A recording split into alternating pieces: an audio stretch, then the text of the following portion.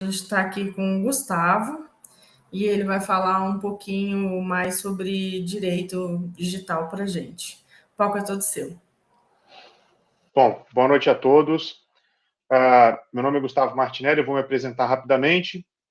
Nós vamos falar aqui de internet sem fronteiras, ou seja, o compliance com várias leis de proteção de dados que estão surgindo e entrando em vigor ao longo aí de todo o planeta. Pegamos aqui 3 exemplos, mas não se limitam apenas aos 3 exemplos. Temos no Canadá, temos na Ásia, temos em outros lugares que também estão editando leis de privacidade, depois do que a gente viu com a Cambridge Analytica, com o Snowden, mas aqui a gente vai falar especificamente mais das leis. Então, inicialmente, eu gostaria de agradecer mais uma vez a Latinoware, ao Ciríaco, a Duda, a todo mundo, a Mônica, a Jéssica, todo mundo que está apoiando e fazendo esse evento acontecer, que por causa da pandemia tem sido online, mas de forma nenhuma deixa de ser o grande evento que a gente conhece, que é a Latinoware. Então, mais uma vez, eu cumprimento a todos e agradeço, me sinto honrado com o convite.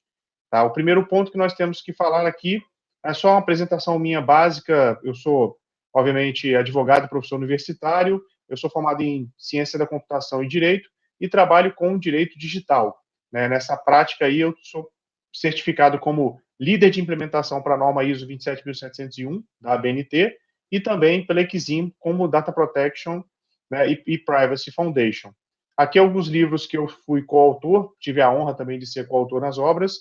Aqui algumas participações minhas com o professor Gilberto, com o senhor em eventos de natureza da segurança da informação, que é um tema muito caro a nós. Ali à direita é o Kevin Mitnick, de quem eu sou um grande admirador por tudo que ele, obviamente, contribuiu com a comunidade. E aqui falar um pouco do nosso canal, SecurityCast, que é o maior canal de segurança da informação em língua portuguesa. Nós temos no YouTube e nesses podcasts todos que estão aparecendo aí, no Apple, no Spotify, Google e outros. E quem quiser fazer parte do nosso grupo do Telegram, só entrar nesse link que está sendo exibido do Telegram aí. Tá? Então, no YouTube também tem. Fiquem à vontade aí para poder participar, comentar ou mandar algum tipo de sugestão de tema que vocês queiram ver. Então, inicialmente, falando um pouco aqui das 3 leis, o que as leis elas têm em comum? Primeiro, porque a GDPR é uma legislação europeia de 2018, a CCPA ela entrou em vigor em 2020 e a LGPD ela entrou em vigor efetivamente na eficácia plena aqui no Brasil em 2021, em agosto desse ano, em 1º de agosto, para ser mais exato. Agora, o que essas 3 leis elas têm em comum? É muito interessante notar que elas têm 4 pilares grandes de forma muito clara na leitura das leis. Primeiro é a transparência, ou seja, saber como os dados estão sendo tratados, o que está sendo coletado, dar o direito do titular de dados, dele alterar, dele verificar. A gente fala de consentimento, embora essa CPA ela não fale tão expressamente na palavra consentimento, ela fala toda hora que deve ser dado o poder do usuário, do consumidor, no caso, ele exercer o controle sobre seus dados. A rastreabilidade é o outro pilar, ou seja, tudo que acontece no ambiente, ele tem que ser rastreável, ou seja, ele tem que aparecer, tem que ver quem fez o quê, quem modificou o quê, quem excluiu um dado, por exemplo, e também a integridade, é a certeza de que o dado não foi alterado, o dado é efetivamente aquele que está sendo exibido. Depois eu tenho a evidenciação. Por que evidenciação?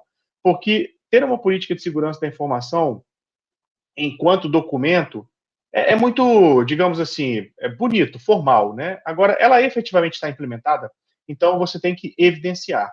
Então, a gente tem em ponto comum dessas 3 leis que impactam tanto o mercado, e a gente fala de relações comerciais, efetivamente, que elas têm esses 4 pilares para serem observados como ponto de partida. Depois eu tenho alguns sujeitos que aparecem nas 2 leis, na LGPD e na GDPR, e na CCPA aparece de forma diferente, mas basicamente quem é o titular, que seria o consumidor na CCPA? O titular, ele é um cliente ou empregado da empresa. Controlador é a empresa que precisa tratar esse dado pessoal. Muito claro isso na GDPR e na LGPD. Quem é o operador? O operador, ele é aquele que trata o dado pessoal para o controlador. E quem é o suboperador? O suboperador é um operador mais passivo, como uma nuvem que só armazena um dado ou uma nuvem de backup, e ela não faz muita coisa além de poucas ações em tratamento de dados. Ela seria um suboperador. Aí vocês vão falar, Gustavo, mas a LGPD não fala de suboperador. Realmente não. O suboperador ele foi regulamentado no guia orientativo que a ANPD publicou recentemente. Faz um tempinho, né, alguns meses, mas ela publicou recentemente comparado à LGPD. Então, é lá que ela define e fala quem é o suboperador. E fala também quem é aqui o encarregado, que é o DPO, ou seja, aquele responsável por manter a aderência da empresa à LGPD, aqui no caso, ou a GDPR, que também prevê essa figura, né, à exceção do suboperador. E eu tenho o terceiro, que é qualquer pessoa que não está nesses sujeitos e que potencialmente pode ter contato com esses dados. E essa CPA, um detalhe, ela fala em contractor e consumer. Por quê? Porque é uma legislação californiana que ela foi feita para a proteção do consumidor. A gente já vai chegar nela mais um pouquinho. E quais são as grandes questões que possibilitam o tratamento de dados que acabam perpassando essas leis? Primeiro, a base legal. Aí fala, nossa, Gustavo, mas a LGPD tem, na parte de dado pessoal, 10 bases legais. Realmente, ela tem 10 bases legais, só que aquilo é base legal, a gente pode definir apenas como base legal. Então, uma autorização, uma base legal, por exemplo, para você tratar dados de uma nota fiscal, ela está fora da LGPD, mas ainda assim é uma base legal. Então, tudo que está previsto em lei é base legal. Então, tudo aquilo que a lei autoriza, né, você pode e deve tratar aquele dado pessoal. Legítimo interesse é uma figura, né, até então, pouco utilizada no direito brasileiro, né, um pouco importada, porque ela já existiu aí prevista na GDPR, e foi trazida também para a Lei Geral de Proteção de Dados.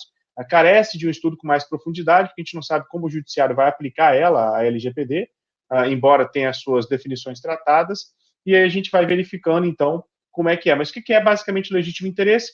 É quando efetivamente uma empresa, um controlador, ele precisa processar o dado pessoal. Lembrando que o controlador pode ser uma pessoa física ou jurídica, então se precisar tratar dentro, né, de uma necessidade que não tem previsão legal, né, e que a lei não requer obrigatoriamente um consentimento, você poderia, estando previsto, utilizar o legítimo interesse.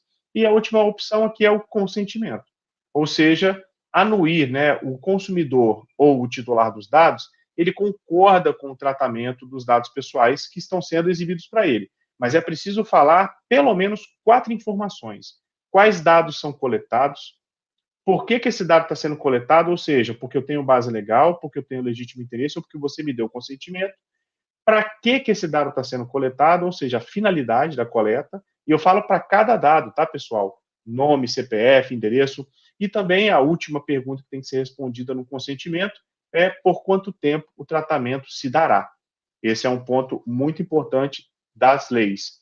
E aqui eu tenho os players, pelo menos no Brasil, que estão atuando com essa tutela da proteção de dados. Eu tenho a ANPD, e todo mundo acha que é só a ANPD, e na verdade não é. Eu tenho os Ministérios Públicos Estadual e Federal. Eu tenho o Ministério Público do Trabalho, também já atuando com a LGPD aqui no Brasil. O PROCON, inclusive a empresa, ela pode ser autuada pela ANPD e pelo PROCON, ou seja, seriam 2 autos de infração, né, dependendo da situação que acontecer. Né, os sindicatos também, através de ações civis públicas, as associações privadas, o Instituto Brasileiro de Proteção de Dados, por exemplo, e os tribunais de conta da União e do Estado, além de que uma única pessoa, né, um único titular de dados que a gente viu, ele pode intentar uma ação e essa ação ela pode refletir em cima da empresa no momento em que, por exemplo, uma corretora de plano de saúde lá de São Paulo, ela simplesmente acordou um dia para trabalhar e estava lá com um oficial de justiça, um perito, mas outras pessoas para entrar e ver como é que estava acontecendo ali na empresa o tratamento de dados. Então tem que tomar muito cuidado com todos esses players que podem vir a questionar a empresa de alguma forma sobre, né, o tratamento de dados feito. Basicamente, a LGPD, ela estou com eficácia plena, né, a partir de 1º de agosto, ou seja, a eficácia parcial com sanções em vigor apenas a partir de 1º de agosto, então agora eu estou em eficácia plena. A gente fala de dado pessoal sensível, existe uma diferença entre os dois, dado pessoal de criança e adolescente, aqui uma observação, a lei tem o título dado pessoal de criança e adolescente, mas na letra da lei fala apenas dado pessoal de criança, né? E também é uma questão que a gente vai ver como é que vai se comportar ao longo. E dentre outras sanções, prevê aí multas de 2% sobre o faturamento anual, limitado até 50 milhões por infração. Se for mais de uma infração, 100 milhões, 3 infrações, 150 milhões e por aí vai. Ele tem um artigo na LGPD muito importante, que é o artigo 47. Ele fala: os agentes de tratamento ou qualquer outra pessoa que intervenha em uma das fases de tratamento obriga-se a garantir a segurança da informação prevista nesta lei em relação aos dados pessoais, mesmo após o seu término. Pessoal, é o que a gente fala. A LGPD, ela contamina. A LGPD, ela, se você trabalhar para alguém que tem LGPD, você também vai ter que ter. Se você é um controlador e seu operador não tem LGPD, infelizmente a gente tem que falar, troca o operador, porque você não tem outra opção, tá? Ou pede para ele se adequar, ou troca o operador, porque se vazar o dado, você vem a responder por isso como controlador, tá bom? Então, os operadores já têm sentido muito mais isso que os controladores, porque os controladores têm exigido deles a adequação. E qual o problema aqui nas três leis? Obviamente, se você for trabalhar para uma empresa que oferta serviços na Califórnia, se for trabalhar para uma empresa que oferta serviços a cidadãos europeus, você vai ter que refletir não só LGPD, você vai ter que refletir outras leis também. Claro, pessoal, isso depende do caso concreto, depende da situação, mas basicamente essa é a preocupação. Só que a gente nota, né, estudando essas leis, que existem nortes, existem premissas que se aplicam a todas elas. E é isso que nós pretendemos apresentar nesse trabalho, ainda que rapidamente. Então, gente, muita atenção ao artigo 47, tá?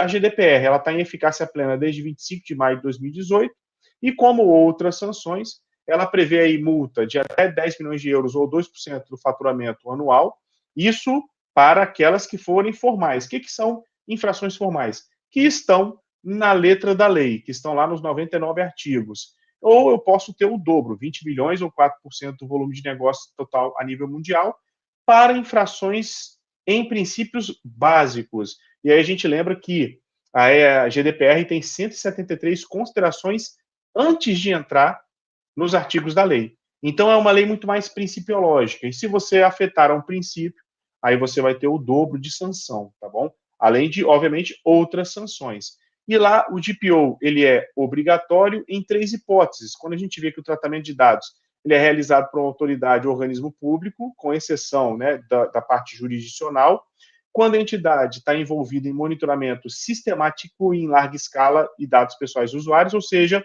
Big Data e análise preditiva, e quando a entidade processa ou controla dados pessoais sensíveis ou relativos a condenações ou delitos criminais. Ali o DPO ele é obrigatório. No Brasil, o DPO também é obrigatório, tá? O encarregado, tirando a parte em que a ANPD regulamentou para pequenas, né, e médias empresas, tá bom? Aí a gente tem umas previsões diferentes. Aqui são os reflexos da CCPA que nós temos, porque a CCPA foi a primeira grande lei de privacidade depois disso que o mundo está passando, tá? Porque a gente sabe que os dados são utilizados não só para questões de traçamento de perfil, mas a própria democracia pode estar ameaçada, como nós falamos no início aqui das denúncias feitas pela Britney e pelo Snowden. E com relação à Califórnia, ela foi a primeira. Aqui eu tenho um mapa geral, né, que mostra como estão as leis de privacidade em cada estado. Nós temos leis, obviamente, norteamentos federais, como a HPIAA, entendeu? E também temos a parte em que cada estado pode fazer a sua lei. Basicamente, como é uma GDPR, em que você tem um regramento para o Bloco Europeu da União Europeia, e você ainda pode ter leis setoriais, né, que são leis de cada país ali que faz parte, para complementar o que vem dispor da privacidade. Então, aqui é um mapa, né, um mapa basicamente atualizado aqui até setembro, de como é que tá as leis, em que pé elas estão na proposta, se já passou na comissão, não passou, os estados que ainda não fizeram nada. Então, nesse ponto fica interessante dar uma olhada também, tá bom? Vamos só passar para o próximo aqui. A CCPA, eu tenho que ela está em eficácia plena desde 1º de janeiro de 2020. Eu tenho as violações intencionais, são $7.500 por infração por consumidor, e não intencionais, $2.500 por infração e por consumidor. Por que a gente fala por infração por consumidor? Porque eu tenho dois elementos de multiplicação. Então, olha só, se a infração acontecer com 100 consumidores de forma não intencional, a multa chega a $250 mil. Então, a forma aqui, ninguém tem só 100 consumidores, pessoal. Então, a forma aqui é muito pior, né, de você taxar, tá? E aí agora a gente tem algumas primeiras fases aqui de implementação, por exemplo, das leis de proteção de dados, e eu tenho justamente algumas documentações que são aplicáveis às 3 leis, por exemplo. Né? Você faz aqui a declaração de aplicabilidade, composição de comitê de segurança. A CCPA não exige efetivamente na lei, mas a gente já vai falar disso um pouco já. Categorização, política de privacidade, relatório de infraestrutura, gap analysis, passagem de conhecimento. Aqui já são entregáveis jurídicos. E por que eu tenho entregáveis tecnológicos e jurídicos? Porque você não implementa uma Lei Geral de Proteção de Dados, uma GDPR, uma CCPA, sem uma equipe multidisciplinar. Você tem que ter a pessoa da tecnologia, a pessoa da segurança da informação, que é uma especificidade muito grande dentro da própria tecnologia, tem que ser uma área só para isso, e a parte jurídica. Tá? Então, assim, não existe o escritório de advocacia que faça tudo, não existe a equipe de TI que faça tudo, ou a empresa de TI que faça tudo, tá? Então, muito cuidado com isso. Então, aqui eu tenho declaração de novo de aplicabilidade, levantamento de colaborador-fornecedor, inventário, todos esses entregáveis. Entregáveis são efetivamente documentos, e eu tenho a questão aqui até de montar o ciclo de vida do dado pessoal, tá bom? Aqui, já numa parte da segunda fase de entregáveis que eu tenho, a primeira é para você levantar as não conformidades, a segunda é para você efetivamente produzir a blindagem jurídica e tecnológica. Então, eu tenho toda a parte aqui de atualização da política, capacitação da equipe, que infelizmente pelo tempo a gente não vai poder parar para ler todos, mas vocês estão vendo aí, de acordo com cada lei, onde se aplica, tá? E aqui eu tenho de novo o jurídico, que obviamente na segunda fase cresce muito, né? A gente tem esse problema aqui de ser muita documentação que você tem que fazer, tá? E aí, por que eu falo agora aqui da norma, para a gente fechar e tentar abrir para alguma pergunta de quem esteja nos assistindo? A ISO 27701, né, eu como sou certificado como líder de implementação dela, nós implementamos essa norma, eu falo aqui de caráter acadêmico, como forma de estudo, ou seja, nós temos 3 leis e nós temos uma norma, né, uma ISO, que é uma norma internacional, então automaticamente você está passando pelos Estados Unidos, está passando pela Europa, está passando pelo Brasil, e ela vem trazer controles que conseguem te dar um norte onde você precisa fazer pequenas adequações para estar em compliance com essas leis. E a gente fala compliance por quê? Porque é a questão da integridade, como é a natureza do compliance, e quando você fala da norma ISO, o maior trabalho que vai ficar a norma talvez ela não consiga cobrir para todos é a parte jurídica. Então, uma adequação ou outra, juridicamente falando, vai ser necessário ser adicionada. Então, nessa parte, o jurista vai ter um pouco mais de trabalho, tá? Mas com relação à parte tecnológica, basicamente os controles existentes nessa norma, que ela é complementar à ISO 27001 e 27002, então ela vai te dar uma compliance mais aderente à realidade dessas leis, que vão trazer vantagem competitiva, obviamente, para as empresas, para o mercado, que a gente já sabe, por exemplo, que a lei europeia, né, a GDPR, ela pede que o Estado parte que comercialize com a União Europeia, ele tenha uma legislação equivalente, uma legislação análoga à GDPR, que é o que o Brasil fez com a LGPD. Tá bom, pessoal? Então, eu vou abrir aqui agora para perguntas, se alguém tiver. Eu reservei um tempo realmente para nós apresentarmos essas questões e aí passar para perguntas. Aqui tem o meu contato, quem quiser entrar em contato comigo, quiser que eu mande material de CCPA, de GDPR, de LGPD, não tem problema, pode me mandar, sempre em caráter acadêmico de pesquisa, todo mundo é bem-vindo, tá? Então, é isso. De novo, meu nome é Gustavo Martinelli, fica aqui meu contato, e também quem quiser me adicionar nas redes sociais, está aí meu Instagram, meu LinkedIn. E eu pergunto agora, Jéssica, se a gente pode abrir para dúvidas, se tem alguma pergunta.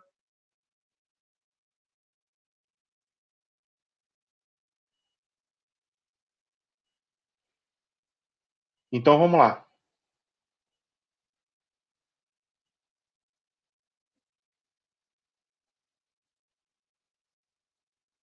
Bom, o Guilherme ele perguntou, né, que a questão da chantagem, muito além da chantagem, eu tenho hoje o Crypto Ransomware que faz esse papel. Ou seja, ele entra na empresa, né, geralmente como é que funciona o Crypto Ransomware que está agora refletindo a Lei Geral de Proteção de Dados? Por quê? O criminoso, que é o cracker, né, o criminal hacker, ele te cobra um resgate pelos dados e pela não divulgação desses dados. Veja, a multa nós vimos que pode chegar a milhões, né? 10 milhões de euros, 50 milhões de reais, pode chegar a milhões de dólares. O que ele faz? Olha, ele me paga 1 milhão porque você ainda está economizando 49 numa LGPD. Então, ele acaba fazendo esse tipo de... Então, o que tem que ter? Tem que ter uma proteção muito grande das técnicas, de novo, que a gente tem dentro da própria norma da ISO e também que nós já sabemos que a lei vem pedir, que é a anonimização, é a pseudonimização de dados, para que se seu banco de dados, se os dados da empresa vierem vazar, eles não tenham nenhum tipo de prejuízo. Então, o que a gente pede é que seja feita uma análise, né, porque, infelizmente, a gente sabe que não existe sem sistema 100% seguro e a gente tem que se blindar de todos os lados. Uma pseudonimização já resolveria bem esse problema. Aí, se um cracker sequestrar a sua base de dados e ameaçar, você vai poder falar para ele, ô, meu caro, pode divulgar, não tem, o que tem aí não identifica o titular do dado. Então, né, a própria LGPD fala, o dado estando anonimizado, a LGPD não se aplica mais. Você não tem mais que observar a LGPD se o dado é anonimizado. Tá bom? Agora, fora isso, se vazar, aí não tem jeito. É todo o protocolo que a lei pede, né? Em prazo razoável, notificar todos os titulares e notificar a NPD e lidar aí, então, com eventual sanção que possa chegar. Tá? Obviamente, sempre com aporte jurídico para que isso aconteça. Você pode... Aqui o Gabriel Henrique, ele pergunta, posso requisitar as minhas informações a qualquer empresa de TI que as tenham? Gabriel, agora com a LGPD, se suas informações não foram anonimizadas e a empresa tem que comprovar efetivamente isso, você pode pedir sim. Eu vou aproveitar a pergunta do Gabriel para falar. Gabriel, se pegaram seus dados no Google, os dados vazados de um outro vazamento e estão utilizando, só porque os dados foram, entre muitas aspas, publicizados, não dá o direito de você processar o dado sem aquele consentimento do titular. Olha, mas está na internet, está lá para todo mundo ver, para todo mundo copiar. Mesmo assim, a LGPD, a GDPR e a CCPA vieram devolver para o titular a propriedade do dado. Então, se ele descobrir que estão processando o dado dele e que ele não tenha dado consentimento e pegar esse dado no Google, ele pode pedir, inclusive, a exclusão. É um dos direitos dele, tá?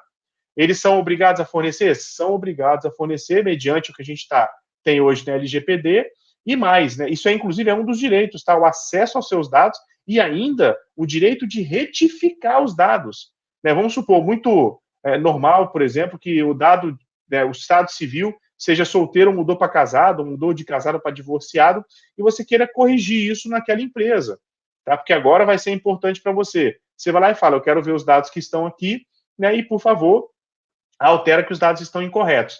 Além disso, vale dizer, né, que nós temos aqui a parte em que, desde a Constituição de 1988, já é previsto um remédio constitucional chamado de habeas data, que é uma ação que você pode usar em face de órgão público para verificar os dados que tem lá.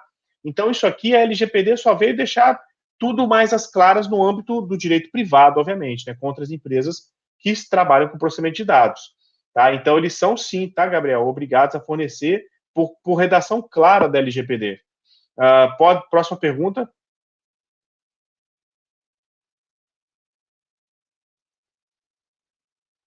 Por nada, Gabriel. Por nada. Que bom que eu estou podendo contribuir, tá? Pessoal, então, mais uma vez, fica o meu contato. Eu agradeço a Latinoair mais uma vez pelo convite. É uma honra novamente estar aqui. E eu fico à disposição. Quem quiser é só entrar em contato. É isso aí. Aproveitem o evento, que hoje é o primeiro dia. A gente vai depois para os outros dias. Tem muito conhecimento, muita informação. Mais uma vez, obrigado a todos. Obrigado a Jéssica, obrigado ao Cirico, ao Duda, a Mônica e a todo mundo que está envolvido na organização desse evento. Está muito feliz por participar da Latinoair esse ano também. Um forte abraço a todos. Até a próxima.